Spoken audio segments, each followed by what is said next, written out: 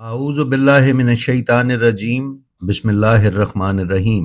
नाज़रीन व सामीन अस्सलामु अलैकुम। उम्मीद है आप खैरियत से होंगे और हमारी वीडियोस से मुस्तफ़ीद हो रहे होंगे।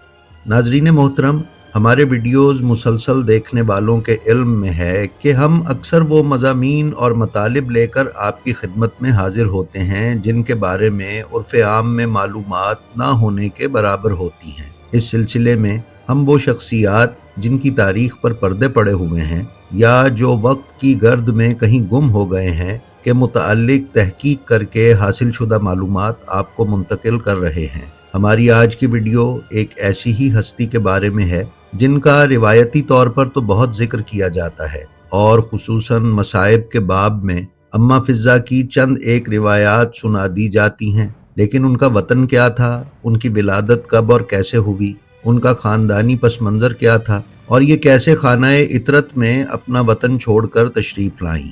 नीज़ इनकी शादीशुदा ज़िंदगी पर बहुत कम गुफ्तगू की जाती है। हम अपनी इस आज की वीडियो में कोशिश करेंगे कि उस हस्ती और शख्सियत का जितना अहाता हम कर सकें कर दें ताकि आपके इल्म व मार्फत में इजाफ़ा हो सके। तो चलिए चलते हैं अपनी आज की वीडियो पर।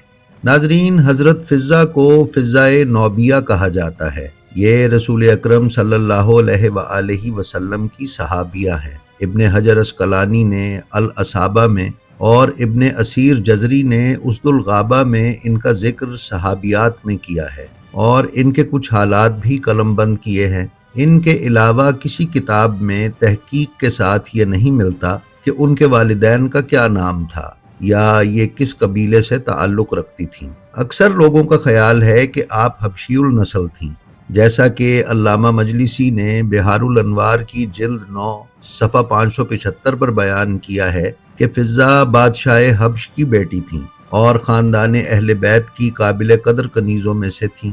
हाफिज़ हदाद ने अपनी किताब फ़िज़्ज़ा जारियतुज़ ज़हरा सलामुल्लाह अलैहा के सफ़ा 22 में ख़साइस फ़ातिमिया के हवाले से तहरीर किया है कि निजाशी शाह हब्श ने रसूलुल्लाह सल्लल्लाहु अलैहि वसल्लम की खिदमत में जो तोहफे भेजे थे उनके साथ हज़रत फ़िज़्ज़ा को रवाना किया था और निजाशी ने जनाब फ़िज़्ज़ा को हब्श और हिंदुस्तान की जंग के कैदियों में से हासिल किया था।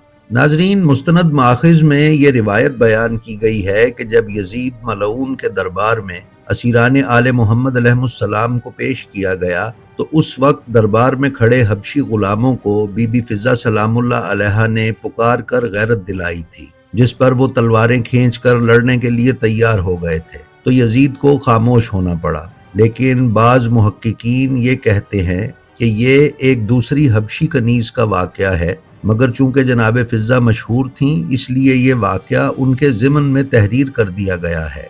नाज़रीन, एक कौल ये है कि वो नौबा यानी मौजूदा सूडान से ताल्लुक़ रखती थीं और इस नज़रिए को तक़वियत इमाम जाफ़र सादिक़ अलैहिस्सलाम की इस रिवायत से मिलती है कि जिसे इमाम जाफ़र सादिक़ अलैहिस्सलाम ने अपने अजदाद से नकल किया है कि हज़रत अली अलैहिस्सलाम ने फरमाया कि रसूलुल्लाह सल्लल्लाहु अलैहि वसल्लम ने एक नौबिया कनीज़ हज़रत फ़ातिमतुज़ ज़हरा सलामुल्लाह अलैहा को दी जिसका नाम फ़िज़्ज़ा था। मौलाना मकबूल अहमद साहब किबला नौगानवी ने अपने रिसाले ज़िंदगानी जनाब फ़िज़्ज़ा रिज़वानुल्लाह अलैहा में उन बीबी का वतन सूडान ही तहरीर किया है।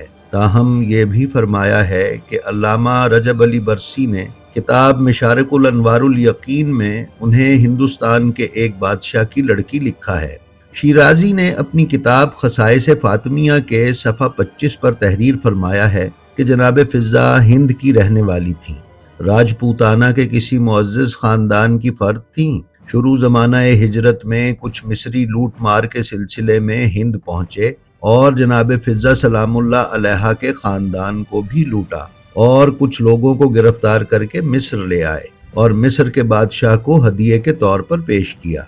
नाज़रीन, किताब इस्लाम की नामवर ख़वातीन की सवाने हयात में अलहाज अयूब नकवी मुस्तफ़ा आबादी ने सफ़ा 283 पर तहरीर किया है कि बादशाह मिस्र वाला ये वाक़या मुहक्किकीन के नज़दीक सही तो है, जबकि सरकार नासिरुल मिल्लत का भी यही इरशाद है कि वो फरमाते हैं कि जनाब फ़िज़्ज़ा के नसब के मुताल्लिक सही तफसीली हालात नहीं मिले।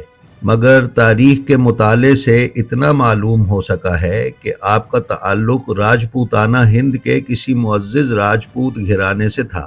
آپ کا نام قبل از اسلام نوبیہ تھا، اور بعض نوبیہ ہندیہ اور بعض نوبیہ حبشیہ لکھتے ہیں۔ ناظرین معظم، علامہ کوثر عباس قمی الحیدری نے اپنے رسالے ہمراز زہرا فضائے نوبیہ رضوان اللہ علیہا میں لکھا ہے کہ افریقہ کے مشرق میں سرخ پہاڑوں کا ایک وسیع و عریض سلسلہ ہے جس کے دامن میں ناب کا علاقہ ہے۔ یہی جناب فضا کا آبائی علاقہ ہے۔ ناب کی ہی وجہ سے حضرت فضا کو معصومین کے فرامین میں فضائے نوبیہ کہا گیا ہے۔ نوبہ کا دوسرا نام دمکلا بھی ہے، جو دوسری طرف سے دریائے نیل کے ساحل کے ساتھ جا کر ملتا ہے۔ وہاں سے مصر کی پہلی سرحد 40 راتوں کے فاصلے پر ہے۔ ناظرین محترم، ان روایات کو اگر جمع کیا جائے تو تصویر کچھ ایسے بنتی ہے کہ حضرت فضا ہندوستان کے راجپوتانہ کی کسی ریاست کی شاہزادی تھیں، جو کسی حادثے کی وجہ سے مصر کے اس حصے میں لائی گئیں جو براعظم افریقہ میں ہے۔ انتہائی پرکشش خد و خال اور رنگ و روپ کی وجہ سے نجاشی یا بادشاہ مصر نے انہیں رسول اکرم صلی اللہ علیہ وآلہ وسلم کی خدمت اقدس میں روانہ کیا۔ یاد رہے کہ مصر سے ام المومنین بی بی ماریہ بھی رسول اللہ صلی اللہ علیہ وآلہ وسلم کی خدمت میں بھیجی گئی تھی۔ ناظرین، بی بی فضا سلام اللہ علیہا کو اس وقت کے مصر کے افریقی حصے نوبہ سے حاصل کر کے رسول اکرم صلی اللہ علیہ وآلہ وسلم کی خدمت میں روانہ کیے جانے کی وجہ سے انہیں نوبہ پکارا گیا۔ علامہ مجلسی نے اپنی پچھلی روایت کے برعکس بہار الانوار کی جلد 41 میں آپ کا تعلق ہندوستان سے بیان کیا ہے۔ علامہ جواد مغنیہ نے بھی بطلۃ الحسین فی کربلا کے صفحہ 23 پر آپ کا تعلق ہندوستان سے بتایا ہے۔ ناظرین، اکثر مورخین نے ان بی بی کا نام میمونہ تحریر کیا ہے، جبکہ فضا رسول اکرم صلی اللہ علیہ وآلہ وسلم کا دیا ہوا اس میں گرامی ہے۔ فضا کے معنی چاندی کے ہیں۔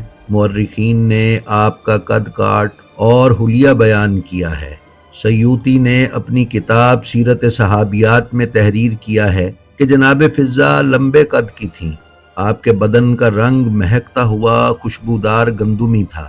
آپ کی آنکھیں بڑی بڑی اور جسم کے تمام حصے اپنے انداز سے ایک دوسرے کے متناسب تھے۔ چہرے پر جلال نظر آتا تھا۔ چلتے ہوئے، بیٹھتے ہوئے اور باتیں کرتے ہوئے بہت اچھی نظر آتی تھیں۔ ناظرین، اسی کھلتی ہوئی گندمی چمکدار رنگت کی وجہ سے رسول اکرم صلی اللہ علیہ وآلہ وسلم نے آپ کو فضا کہہ کر پکارا۔ اس سے ان روایات کی تردید ہوتی ہے جو یہ بیان کرتی ہیں کہ بی بی حبشی تھیں اور سیاہ رنگ کی مالک تھیں۔ ناظرین، مولانا کوثر عباس قمی نے اپنے رسالے ہمراز زہرا فضائے نوبیہ رضوان اللہ علیہا کے صفحہ 8 کے حاشیے پر تحریر کیا ہے کہ حضرت فضا سلام اللہ علیہا کے مدینہ میں تشریف لانے کے بارے میں اختلاف ہے کہ کس سن میں آپ مدینہ تشریف لائیں۔ تحقیق کے مطابق اغلب امکان یہی ہے کہ آپ ہجرت کے پہلے یا دوسرے سال مدینہ میں تشریف لائیں۔ جناب فضا سلام اللہ علیہا کے بارے میں حاصل شدہ روایات میں سے ایک یہ ہے کہ آپ علم کیمیا کے اس درجے کی تعلیم یافتہ تھیں جس کو آج کے دور میں اسپیشلائزیشن ان کیمسٹری کہا جا سکتا ہے۔ خانہ حضرت علی المرتضیٰ علیہ السلام میں آپ نے لوہے کے ٹکڑے کو سونے میں تبدیل کر کے امام کی خدمت میں پیش کیا تھا۔ اس سے یہ ظاہر ہوتا ہے کہ آپ اس وقت کی جدید تعلیم سے آراستہ تھیں، اور ظاہر ہے کہ یہ علوم اس وقت عام لوگوں کی دسترس میں نہیں تھے۔ لہٰذا عقلی طور پر یہ تسلیم کرنا پڑتا ہے کہ جناب فضا رضوان اللہ علیہا کسی نہایت متمول گھرانے سے تعلق رکھتی تھیں کہ جس میں خواتین کی اعلیٰ تعلیم کا سلسلہ مہیا کیا گیا تھا۔ ناظرین، سونے پر سہاگا یہ ہوا کہ حضرت فضا نے 8 معصومین کے زیر سایہ اپنی زندگی بسر کی۔ جناب رسول خدا حضرت فاطمۃ الزہرا سلام اللہ علیہا، جناب امیر المومنین علیہ السلام، امام حسن مجتبی علیہ السلام، امام حسین علیہ السلام، امام زین العابدین علیہ السلام، امام محمد باقر علیہ السلام اور امام جعفر صادق علیہ السلام۔ ان 8 ہستیوں سے اس مقدس بی بی نے کیا کچھ فیض حاصل نہیں کیا ہوگا، یہ انسانی ذہن صرف سوچ سکتا ہے۔ حقیقت میں اس کا ادراک نہیں کیا جا سکتا۔ یہی وجہ ہے کہ بعد از کربلا حضرت فضہ سلام اللہ علیہا نے 20 سال زندگی گزاری اور ان 20 سالوں میں روزمرہ کی گفتگو قرآن کی آیات کے علاوہ نہیں کی۔ آپ ہر سوال یا ہر بات کے جواب میں قرآن کی کوئی ایسی آیت تلاوت فرماتی جس میں اس بات یا اس سوال کا جواب پنہاں ہوتا۔ ناظرین، جناب فضہ سلام اللہ علیہا نے جناب فاطمہ الزہرا سلام اللہ علیہا کی حیات طیبہ میں شادی نہیں فرمائی۔ بی بی سیدہ سلام اللہ علیہا کی شہادت کے بعد جناب امیر المومنین علیہ السلام نے حضرت فضہ کو شادی کا حکم دیا، اور بقول کتاب مناقب ابن شہر آشوب جناب امیر المومنین علیہ السلام نے ان کا نکاح ابو ثعلبہ کے ساتھ کر دیا۔ ابو ثعلبہ سے حضرت فضہ سلام اللہ علیہا کے ہاں ایک لڑکا پیدا ہوا، لیکن ابو ثعلبہ اس لڑکے کو چھوڑ کر انتقال کر گئے۔ ان کے انتقال کے کچھ عرصے بعد وہ لڑکا بھی اس دنیا سے رخصت ہو گیا۔ حضرت فضہ نے پھر ابو ملیک الغطفانی کے ساتھ شادی کی، لیکن ابتدا میں جب ابو ملیک نے حضرت فضہ کو نکاح کا پیغام بھیجا تو انہوں نے انکار کر دیا، جس پر ابو ملیک نے ان کی شکایت خلیفہ دوئم سے کی۔ خلیفہ دوئم نے حضرت فضہ کو طلب کیا اور ان کے انکار کی وجہ دریافت کی، تو خلیفہ دوئم کو آپ نے جواب دیا کہ آپ کی مصروفیتیں بہت زیادہ ہیں، اس لیے آپ میرے معاملے میں غور نہ کر سکے۔ میرے پہلے شوہر کا لڑکا مر چکا ہے، اس لیے میں نے چاہا کہ میں ایک دفعہ مخصوص ایام گزار لوں، پس اگر میرے مخصوص ایام شروع ہو گئے تو مجھے یقین ہو جائے گا کہ میں پہلے شوہر سے حاملہ نہیں ہوں، اور اگر میرے مخصوص ایام شروع نہ ہوئے تو پھر میں حاملہ ہوں گی۔ اس پر خلیفہ دوئم نے ارشاد فرمایا کہ آل ابو طالب کا بال بھی بنی عدی سے زیادہ فقہ کو جانتا ہے۔ دوسری روایت کے الفاظ کچھ یوں ہیں کہ خلیفہ دوئم نے فرمایا کہ ابو طالب کے گھر کی کنیزیں بھی بنی عدی سے زیادہ اسلام کو جانتی ہیں۔ ناظرین، جیسا کہ ہم نے بیان کیا ہے کہ حضرت فضہ واقعہ کربلا کے 20 سال بعد تک زندہ رہیں۔ سید ارتضیٰ عباس نقوی نے اپنی کتاب حیات حضرت فضہ سلام اللہ علیہا میں صفحہ 288 پر بشیر میانجی کی کتاب شریکت الحسین کے حوالے سے بیان کیا ہے کہ جب مدینے میں شدید قحط پڑا تو حضرت عبداللہ ابن جعفر طیار نے شام کی طرف ہجرت کی۔ عبداللہ ابن جعفر جود و کرم کا سمندر تھے، اپنی دولت لے کر شام چلے گئے اور وہاں زراعت کا کام شروع کیا۔ حضرت زینب سلام اللہ علیہا بھی آپ کے ہمراہ تھیں اور روزانہ مصائب کربلا کو یاد کر کے زار و قطار رویا کرتی تھیں، یہاں تک کہ اپنے خاندان کے مصائب کو یاد کرتے ہوئے بیمار ہو گئیں اور مرض شدت اختیار کر گیا، جس سے آپ کی شہادت واقع ہو گئی۔ مولوی وزیر الدین وزیر نے سراج غم کی جلد دوئم کے صفحہ 381 پر بیان کیا ہے کہ جس وقت امام زین العابدین علیہ السلام بی بی زینب خاتون سلام اللہ علیہا کے کفن اور دفن سے فارغ ہوئے تو اسی وقت اس منزل سے مدینہ منورہ کو تشریف فرما ہوئے۔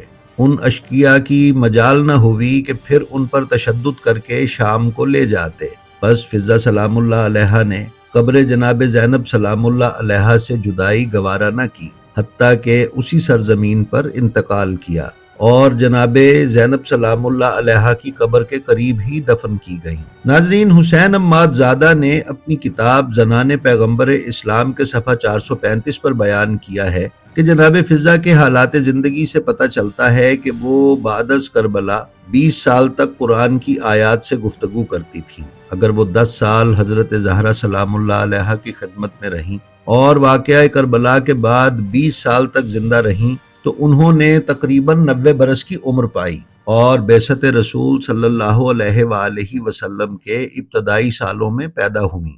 بہت سے مورخین نے ان کی عمر 120 سال تحریر کی ہے۔ آپ کی قبر منور شام کے مشہور قبرستان باب صغیر میں ہے۔ ان کی قبر کے شام میں ہونے پر کوئی اختلاف نہیں ہے اور صدیوں سے یہی نظریہ مقبول عام ہے۔ ناظرین، یہ تھی ہماری آج کی ویڈیو۔ ہمیں امید ہے یہ آپ کو پسند آئی ہوگی۔ اگر آپ ہمارے چینل بلینڈ آف ہسٹری پر نئے ہیں تو ہم آپ سے گزارش کرتے ہیں کہ براہ مہربانی اسے سبسکرائب کر لیں اور اس کے بیل آئیکن پر کلک کر کے آل نوٹیفیکیشنز کی سیٹنگ کا انتخاب کر لیں تاکہ آپ ہمارے کسی ویڈیو سے محروم نہ رہ سکیں۔ اس کے ساتھ ہی ساتھ ہمارا جو ویڈیو آپ کو پسند آئے اس کا لنک اپنے حلقہ احباب میں شیئر کرنا نہ بھولیں۔ ہم آپ سے یہ بھی درخواست کرتے ہیں کہ اپنا اور اپنے متعلقین کا بے حد خیال رکھیں اور خلق خدا میں آسانیاں تقسیم کرتے رہیں۔ خدا آپ کا حامی و ناصر ہو۔ السلام علیکم۔